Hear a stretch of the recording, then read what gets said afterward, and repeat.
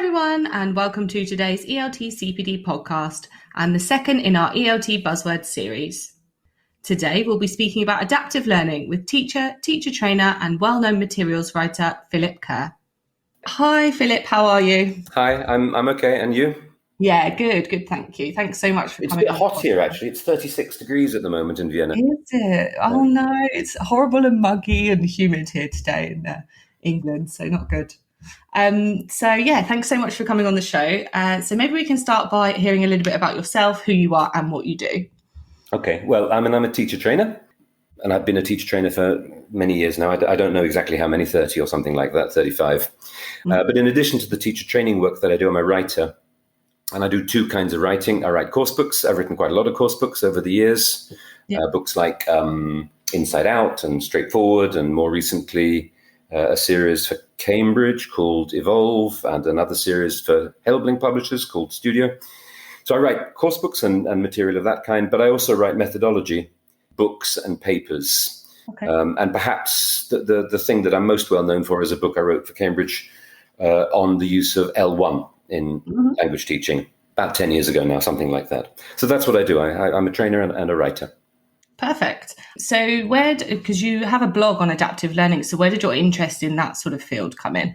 The interest in adaptive learning came as a result of a course book project. So this is about 12 or 13 years ago, and I was involved in a course book project for Macmillan. And Macmillan had signed, at the time, recently signed a contract with an adaptive software provider called Newton, Knewton. And Newton had been pushing very, very hard to sell what they called adaptive solutions for language learning. And they had contracts with Macmillan and with Cambridge, and Pearson were also involved. In fact, Pearson had a shareholding in this company.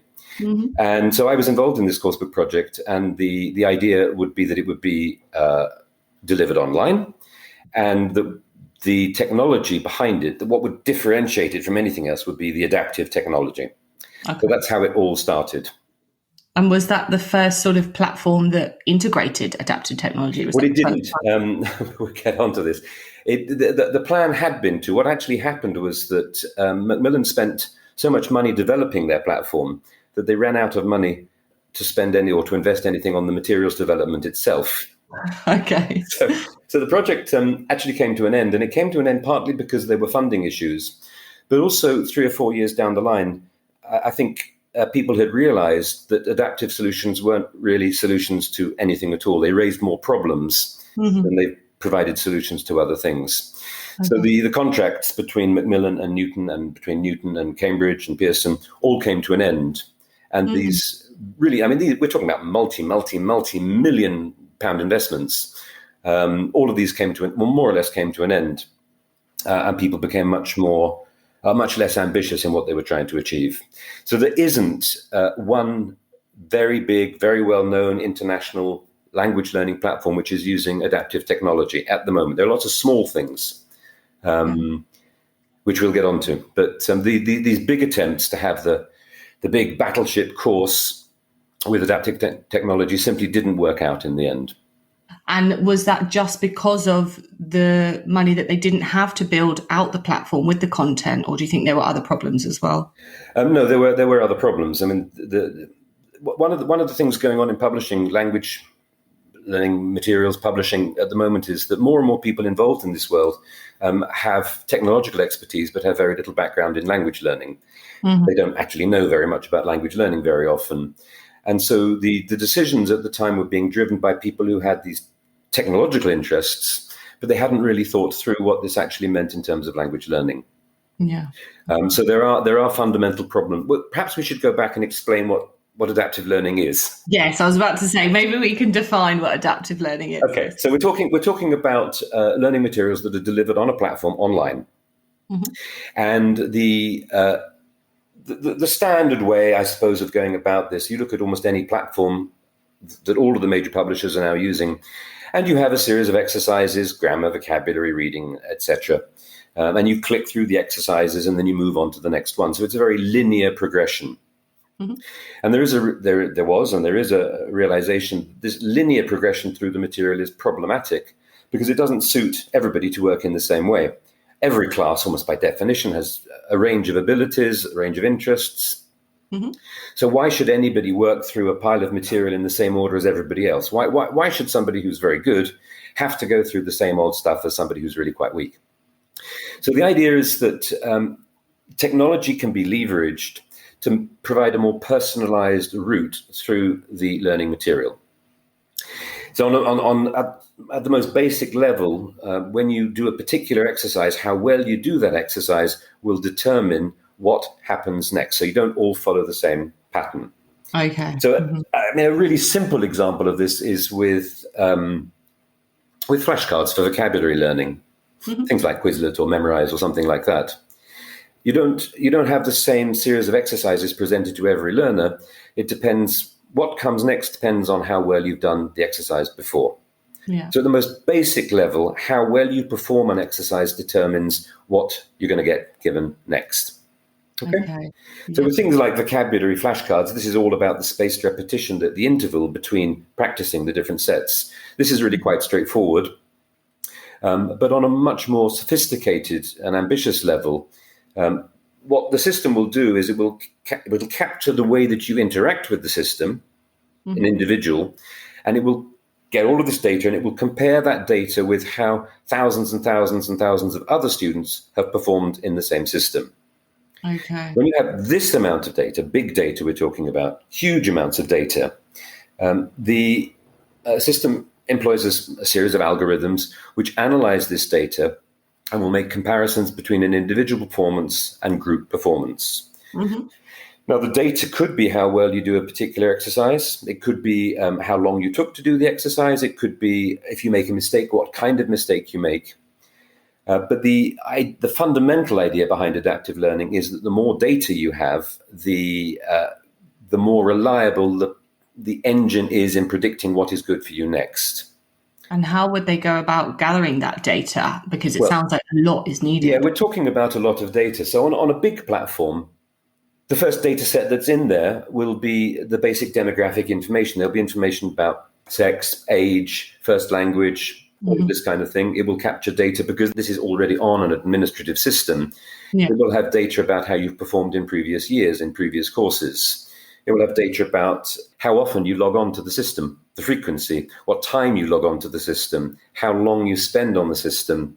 And if we want to be even more intrusive, we could capture all sorts of other data. There is the technology, for example, using the camera on a computer to track the eye movements of students. Oh my goodness. And by tracking the eye movements, we can make some kind of estimate of the degree of engagement that they have with the material that they're being presented with. Mm-hmm. We can capture their emotions, we can capture their engagement and so on. So this is technically possible. We can do this now.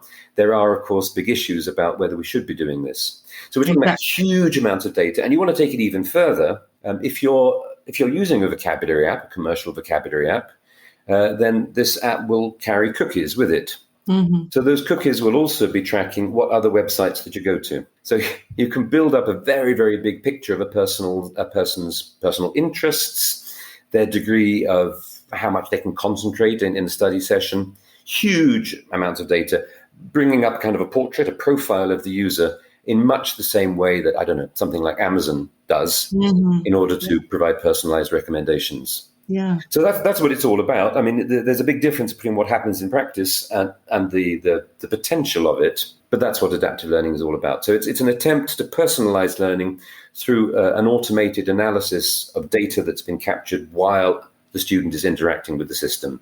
You mentioned Quizlet and Memrise. Are there any other examples that we could give for someone just to understand it a little bit more, maybe something that they might have used themselves without realizing it was adaptive learning? Yeah, I mean, even something like Duolingo has adaptive elements in it because the way that you interact with the Duolingo system is going to determine what happens next. I mean, you have some choice, obviously. You can choose your path to some extent. You can jump a level, you can jump an exercise. But Duolingo is using elements of adaptive technology in there, yes. Okay, excellent. And because we talked about the privacy issue, but first of all, maybe let's talk about the benefits of adaptive learning. In your opinion, what are the advantages of using it? Obviously, you said the personalization of the learning. Is there anything else? Well, yeah, although, I mean, personalization is a rather problematic word because it means lots of different things and different things to different people. Mm-hmm. There are certain benefits, certain sort of self-evident benefits. I mentioned earlier, or I referred earlier on to this possibility of determining your own speed with which you work through a system. So the idea that you can pace yourself, work at your own pace, is something which is intuitively, it seems to make sense. I mean, the research is actually less clear than that, although you don't need adaptive technology to allow for self-pacing. So there's that kind of personalization, which seems to make sense. But I think more than that, there's the whole issue of what kind of learning exercises do you find interesting? Yeah. There are platforms using video, for example, and the dashboard of the system offers you a whole range of videos that you can watch and learn from. And these will be divided into levels, so they're roughly graded in terms of level, and they're also divided into topical categories. So there's sport and there's music and film and things like that. And these systems also kind of work in a similar way, that the more you use them, the more the system will understand what your personal preferences are, so it can make suggestions. And it can also make suggestions or recommendations about the level that you should go for. Okay. So there's personalization in terms of personal interest, there's personalization in terms of pacing. But I think perhaps the greatest value, in fact, the only real value in all of these systems, is addressing the needs of learners with specific learner differences. So if, for example, the system can track that on a particular task type you do much better than on another task type, it will give you more of the task type that you do better or you learn more from. Now, I mean, really, in a very crude sense, if someone has got, let's say, hearing difficulties, then an adaptive system can push them much more rapidly towards options, let's say, including subtitles they can learn from. So adaptivity could go quite a long way in helping people with specific learner differences.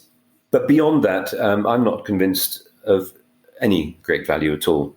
Really? That surprises me. Yeah, but the reason is actually is to do with the theories of language learning. When we talk about vocabulary flashcards or grammar flashcards, it's quite easy to personalize it. Yeah. Because it's easy, the technology captures that data more than anything else. And we also know that when students are learning online on platforms, they tend to spend far more of their time doing the gap fills and all of this kind of stuff than they do on the discussion forum or writing things. So they tend to spend most of their time doing the things which lead to fewer learning gains. The value of grammar gap fill is really very limited. Students may enjoy doing it, but it isn't really going to take them very far forward. Personalizing that kind of approach to learn, it's like, I think still one of the biggest selling books in the world is English Grammar in Use, the Raymond Murphy series, and the English Vocabulary Use, these series. Yeah. But these are books which are designed for deliberate, intentional learning. And we do know that a much more powerful way of acquiring a language is through using language. It's through reading and listening and writing and speaking and so on. But because the skills work is much harder to measure and capture the data with, adaptive learning tends to focus on this testing and practice testing of grammatical knowledge, grammar McNuggets, vocabulary and so on, and much less on language production, which requires technologically much, much more sophisticated tools, which we're not really there with. So my issue with adaptive learning is that in practice, you have system, let's say Duolingo or something like that. What you have is a more adaptive and personalized version of English Grammar in Use. I'm not sure that that's what we should be encouraging our students to do in the first place. Okay. That's really the bottom line. Yeah. And rather than having an adaptive system for grammar practice, most students would be much better off spending the time, I don't know, watching some subtitled videos or reading something. And with the activities that you mention, obviously there are some, obviously there's automated grading. Okay, so you've got your open close or your multiple choice, and then the activities are adapted to you based on what you answer or how you answer or the speed you answer, for example. So could there be something like writing a short paragraph or speaking? Because Duolingo, I think you just speak a sentence or a word, don't you? Yeah. Would there be a longer speaking activity or writing activity? Would you find that on an adaptive learning platform or not really? There are claims that this is being done, although I've not seen anything which is doing it effectively. The problem here is with the technology that's needed. Okay. So if a learner is being asked to write even a paragraph of 8 to 10 lines, the system needs to automatically evaluate in some way the quality of what they're writing. Yeah. This requires natural language processing technology. Mm-hmm. And, this is getting better. It's getting better all of the time. It's the sort of language, the sort of technology that's used in voice assistants, Alexa and Siri and things like that, how it understands what it is you're saying. Yeah. But the challenges are much, much greater when it comes to people using English as another language. Because how does the system know that they've made a mistake or not? That really is the big challenge. And there are some good examples of that. There's a program called Write and Improve, produced by Cambridge. I think it's marketed by Cambridge now, which does this kind of automated analysis of students' writing. And they had a beta version for speaking, but that's even harder. How do you differentiate all the different accents? Yeah, exactly. But in order for this technology to work, the technology has to be trained, what we call trained. It has to be trained on a database. So you can have automated evaluation of text, so long as the topic of the text is fairly constrained, and the system has been trained on it. So you could imagine, for example, that with a predictable essay writing topic from, let's say, an IELTS examination or something like that you could train a system on this, and it would be able to recognize the errors and the examples of good language. But we're simply not really there with the technology yet, with natural language processing. It's why we can't really talk about chatbots at the moment. Chatbots are fine for about 2 exchanges. Exactly. But beyond 2 exchanges, the chatbot has really no understanding of what's being said. If it doesn't understand what's being said, then it can't begin to offer language feedback. So there are claims that we'll get there. But in order for us to get there, we need artificial general intelligence. And we have only very specific, limited kinds of artificial intelligence working. And will general intelligence ever be there? There's this Turing test. Can a computer convince other people that they're actually a human? Probably not. There are all sorts of reasons why not, but probably not. So there are these technological challenges in more open-ended language production, and we're not close to solving them yet. So in the meantime, we have lots of gap fills and drag and drops, matching tasks. And that's, you look at any platform. I mean, even the courses that I've been involved in recently, like Evolve, the Cambridge course, which was designed to be totally blendable, flexible in any way, completely book or completely online or any combination. But the majority of the online material there that students actually do is of a very controlled, develop your language knowledge. Okay. So what are the downsides to it? I mean, we've touched on some of them, the privacy and obviously the speaking and writing aspect of it. But are there any other downsides that you see to it? The privacy issue is a big one, but it's not really a big one at the moment because things are, most systems, most LMSs are not capturing the kinds of things that you do out of the system. Although the claim is, of course, that the predictions would be better if we were capturing that information, and that's when the privacy issues become big. So privacy is potentially an issue, but I don't think it's too much of an issue at the moment. I think the bigger issue is that the technology is pushing us into a focus on language teaching, which is more to do with the deliberate study of language knowledge, grammar and vocabulary, and less to do with communicative use of language. So for me, that's the kind of the biggest downside. Yeah. There is another downside too, and that is when you're studying on a platform as a student or as a college, you buy a license. You don't actually have the physical book. And this is an advantage for the publishers because they'll sell the license at a price which is comparable to the book, but you don't actually then get to keep it afterwards. So everything is about how you interact with the platform. That's great for the publishers, but I'm not sure that it's necessarily advantageous to learners who often want to keep their books. So there is a commercial angle here too, which is worth thinking about. And at the moment, do you think these adaptive courses, the only one that sort of springs to mind for me is like with Pearson, they have their My English Lab. Yes. And they come with courses. So are those the only ones that exist at the moment, or are there standalone sort of EFL platforms without a course book component as well?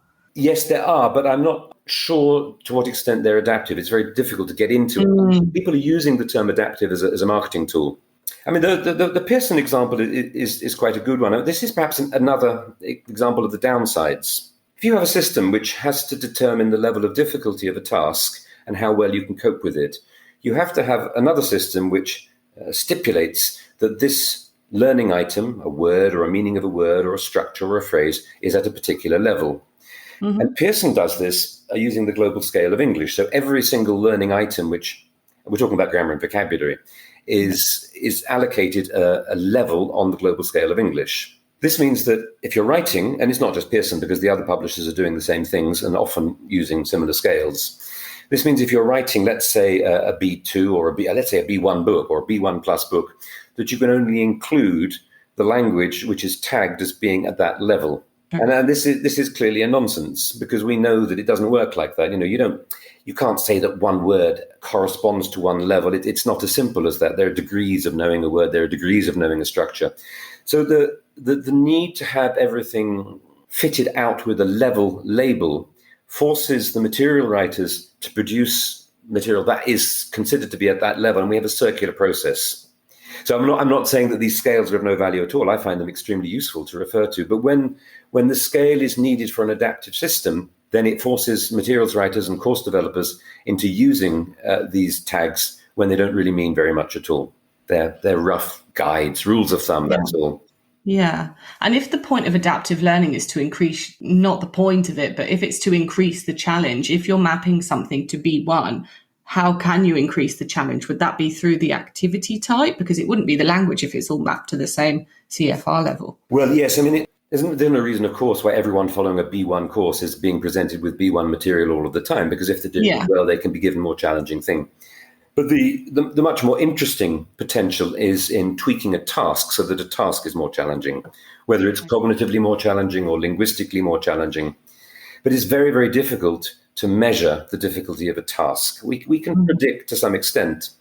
But what you might find easy and what I might find easy as a task, let's say a speaking task, it's going to depend on our background knowledge, our background interests, on all sorts of real world expertise, which can't be predicted in advance. But there are frameworks for evaluating the complexity of a task. But the problem here, I suppose, is that task-based learning is not something which lends itself easily to measurable outcomes. Mm-hmm. A task-based approach acknowledges that different learners will learn different things, that the input that they receive will not correlate to the uptake of whatever it is. So task-based learning doesn't sit very easily with adaptive approaches, which is a pity, because we end up, as I say, with just lots of gap fills. Exactly. Yeah. When I think about adaptive learning, I think perhaps it might be useful in placement tests or testing specifically. Would you agree? Yes, I would. Testing, I think, is rather different. In a sense, the way I've described my take on adaptive learning is that it is fundamentally a series of practice tests. That's really what it boils down to. Yeah. It could be more than that, but it is a series of practice tests. And the most frequent use of adaptive technologies these days is in testing. Whether it's placement testing or proficiency testing, it doesn't really matter because the advantage of the adaptive technology is that the test can be done much more quickly, much more efficiently than if it's done on paper and everyone has to do the same things. So, I mean, one of the most well-known placement tests is the Oxford placement test. And in the old days, the Oxford placement test consisted of two papers. I think it was two papers.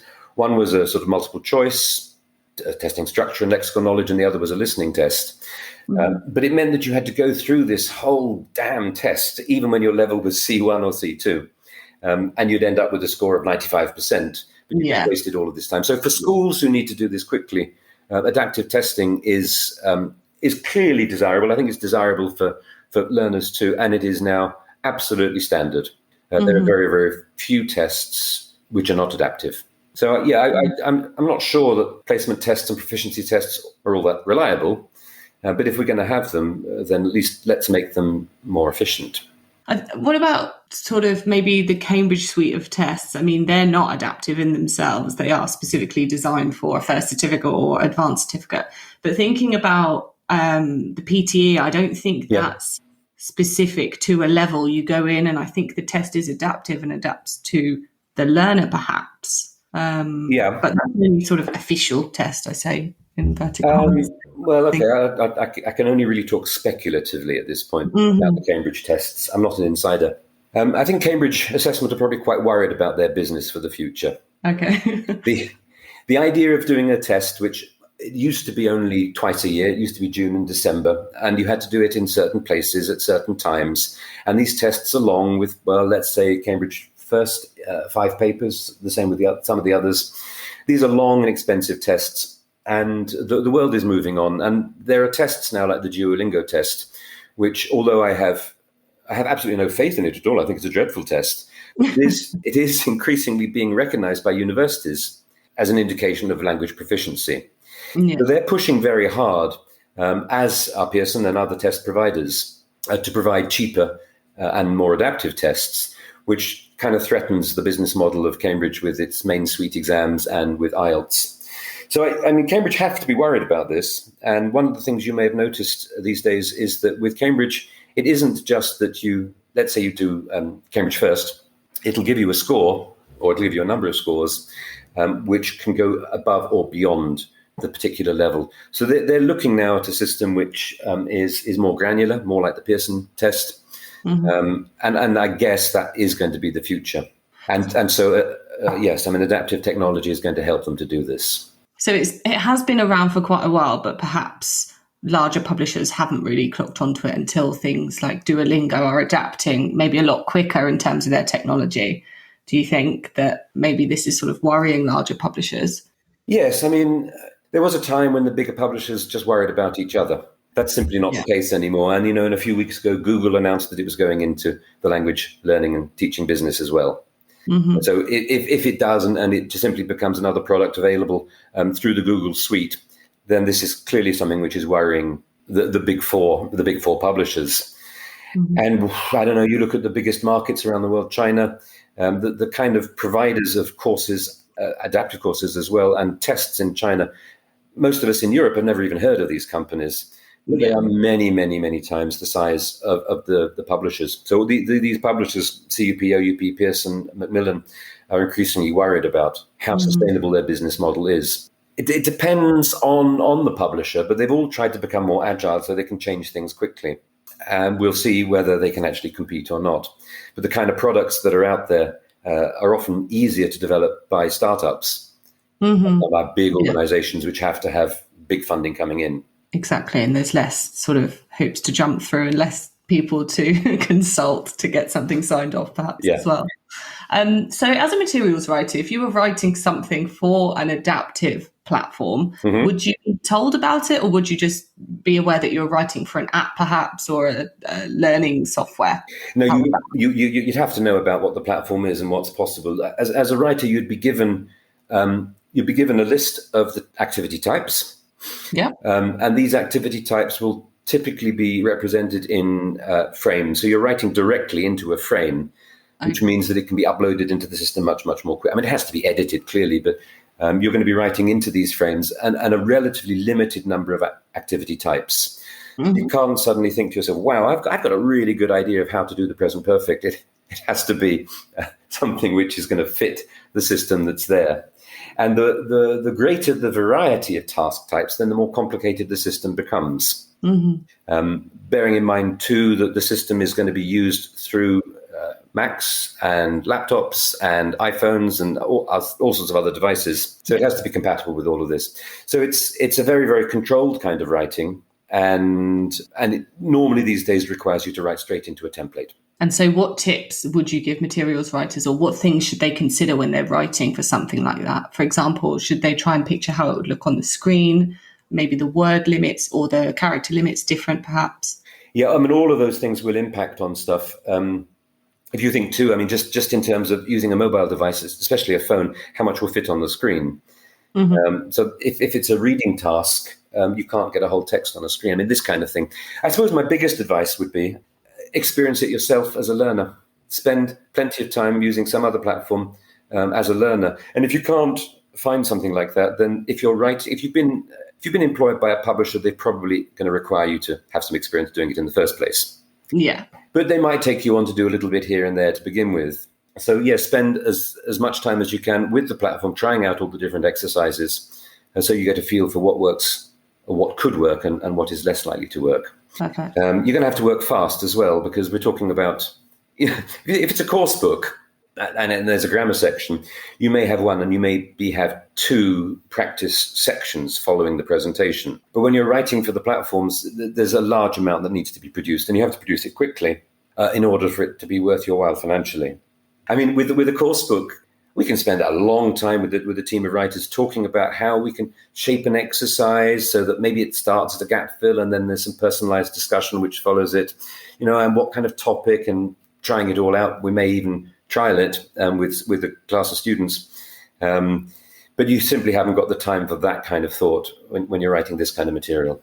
No, definitely not. I remember an app a very long time ago that I wrote for. I don't think it was an adaptive technology, but I think I had to write 530 items per level, and I had 4 levels, and I think I had about 6 weeks. So yeah, there were a lot to do. Yeah, I mean, I know there's a lot of stuff on social media, especially these days, about how teachers can get into writing. But the days of making large amounts of money out of course books, they seem to be well. I guess a few people can still do quite well. So, I mean, yes, you get into this, but bear in mind that this may be the beginning and the end of the type of writing that you're doing. There's a lot going on. Definitely. So let's move on to gamification. First of all, what is gamification? Can you define it? No. Or no and yes.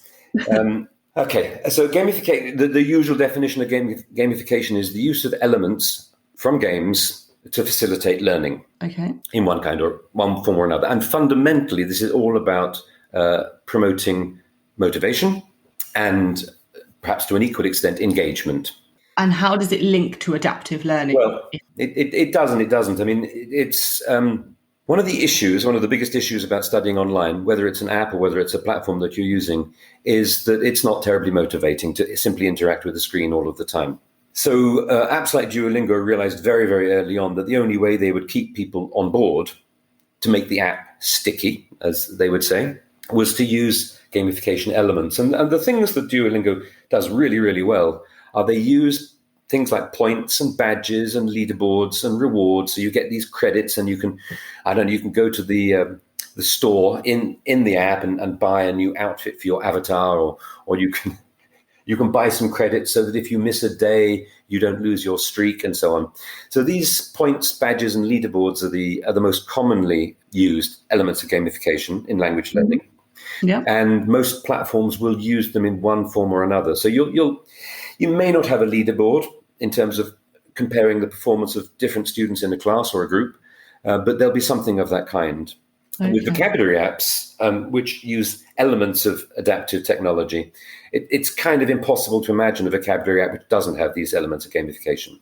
Mm-hmm. So the idea is to motivate people to really get going and then to engage and to stay with the app or with the platform. And do you think it works that way? No. Well, yes and no. Imagine that you want to develop an app for vocabulary learning for younger learners. Mm-hmm. You couldn't really imagine having an app for younger learners without game aspects, with badges and levels and all the rest of it, and rewards. I mean, I've been involved in an app recently called Learn Match, which is intended for secondary school learners mostly. And the reward, and it's all about football. The reward system includes things like, I know you reach a certain level and then you'll get automatically directed to a fun video of Messi or Mbappe or someone doing some incredible shot. So the reward systems like that, it's not conceivable to have a system without that going on.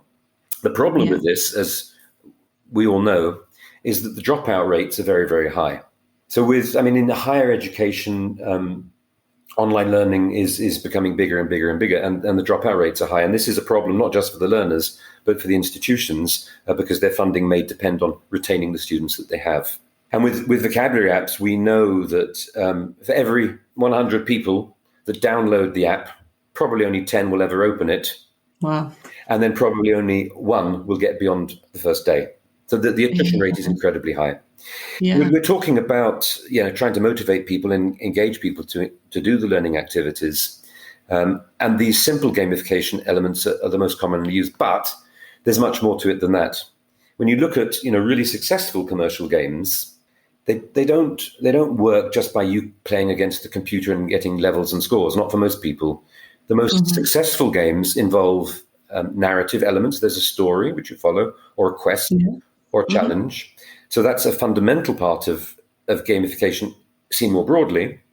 And they also involve, any successful game these days involves elements of social interaction.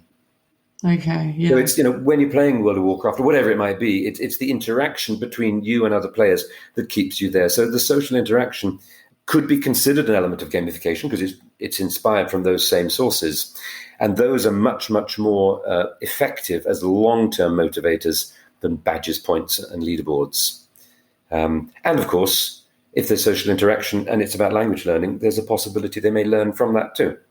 We mentioned young learners and secondary, but would you say, obviously a lot of adults play video games and maybe play games online as well, but personally, as someone who doesn't do that, do you think that gamification also applies to adults in maintaining their interest, or would you say not so much? It's difficult to generalize when we're talking about age cohorts.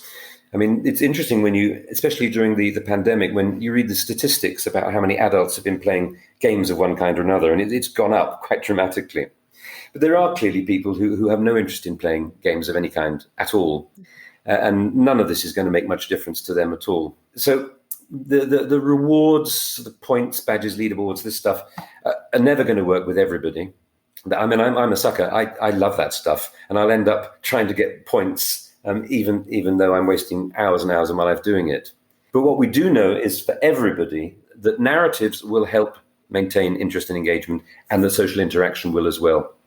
So it doesn't have to be a game. And there's a difference between gamification and game-based education. Yeah. People using, something like Minecraft as a way of learning English. So gamification is taking elements from the games and importing them into learning systems. And would you say that smaller edtech companies are doing sort of more gamification in their apps than the major publishers at the moment? I'm not sure, again, we can generalize. Smaller companies, I talked about this LearnMatch app that I've been working on for the last 4 or 5 years now. The gamification is absolutely standard. With the bigger publishers, what they often are doing is they can't. It's very difficult to introduce gamified elements into huge platforms that are intended for everybody all around the world. Yeah. You think of a course. I mean, any major course used in secondary schools, it's also going to be used by adults. So it can be used by anybody from the age of about 12 or 13 up to the age of, 60 something like me. So how can you have a system which is going to appeal to all of those? So it's difficult to have a system which really works for everybody. And it may also be that the competitive element is simply not something which is appropriate in some school contexts. Mm-hmm. But what you do find the big publishers doing is they are also developing other more standalone apps and games, as they use them often as marketing tools, and these will always have gamification elements. Little games for younger learners where they practice language of a particular situation, but it is standalone from the main course. And integrating this into the course is technically rather difficult. I can imagine. So what do you see for the future of adaptive learning or gamification in ELT? What do you think's next? Well, we talked about testing. The use of adaptive technology and testing is going to just become absolutely standard and normalized. And non-adaptive tests, I suspect, are likely to disappear sooner or later. The issue there is in school systems where, let's say a relatively small country which wants to have its own exam system, does it have the resources to actually develop tests of this kind? So there may be pressure on them to carry on with written tests which are non-adaptive. But I think that the big, high-stakes international tests of proficiency will be more and more using adaptive technology. Yeah. In terms of learning, I'm not sure that, however much we can optimize the way that people use English grammar in use or these kinds of materials, I'm not sure it's really going to help anybody very much. And I think there are too many variables anyway. So there probably comes a point when there's not much point trying to personalize this anymore because we're doing the wrong thing. Mm-hmm. But having said that, there is a very, very clear trend in education globally of capturing data. Companies like Pearson, for example, have made a big thing of their efficacy measures.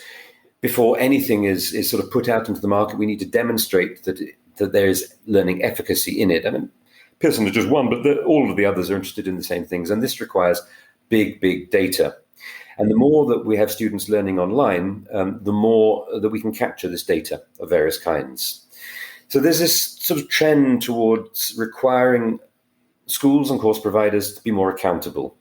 We don't spend any money unless it can be demonstrated through data that there is some efficacy behind it. So I think that the data collection will continue for political reasons more than anything else, political and economic reasons. And then researchers will be looking for ways, well, how can we actually use this data in a meaningful and in an ethical way? But the ethics are complicated, and the applications are moving ahead of our ethical understanding of what's involved. I mean, how many teachers around the world using Google Classroom really have a full understanding of what that means in terms of the data that's being generated by their learners? Yeah. So I don't know. It may be that with natural language processing, we could get a more adaptive approach to language production, speaking and writing. But I think it's going to be limited. So I don't know. I'm expecting to see more data, more shift to online. And we're talking about there is a shortage of English language teachers around the world. And so one of the solutions that's seen is shifted all online. And if we can personalize it online through adaptive technologies, so much the better. But I don't think that we're ever going to see much in the way of really, truly meaningfully personalized language learning through platforms. Yeah. And where can people find out more about you and your adaptive learning insights and research that you've done as well? Well, there's a link which you'll put up some. This is I forget what the paper is. It's called something like Personalized Learning Through Adaptive Technology, and it's a paper that I wrote for Cambridge University Press a couple of years ago. It's free, so it's a free downloadable thing. It's about 15, 16 pages long, and that's probably the first place to go. If people wanted to find out more, they could go to my blog. I mean, the blog is called Adaptive Learning in ELT, but it's not really about adaptive learning. It's about lots of other things. I've been writing recently quite a lot about other trends or buzzwords of the year, things like mindfulness or mindset, social emotional learning issues. I'm writing about all sorts of things. There is a reason, because these are actually connected to technology. So people could explore more there. But I think that the paper that you'll put the link up to is the best place to start. And that's then got a bibliography and links to other places. Excellent. Well, thank you so much for coming on and for sharing your expertise. And as I say, I'll share the links to your research paper for CUP and the link to your blog as well, so people can find out some more information. Okay. Well, good luck with your podcast. Thank you so much. So thanks so much for listening to today's show. We definitely learned a lot, and we can't wait to hear your takeaways from the episode. So if you'd like to get in touch, or you do have an idea for an upcoming show, do feel free to email us at info@eltcpd.com. Remember to also like, subscribe and follow us on Instagram, YouTube and LinkedIn for podcast updates and the latest ELT job posts. Until next time, bye for now.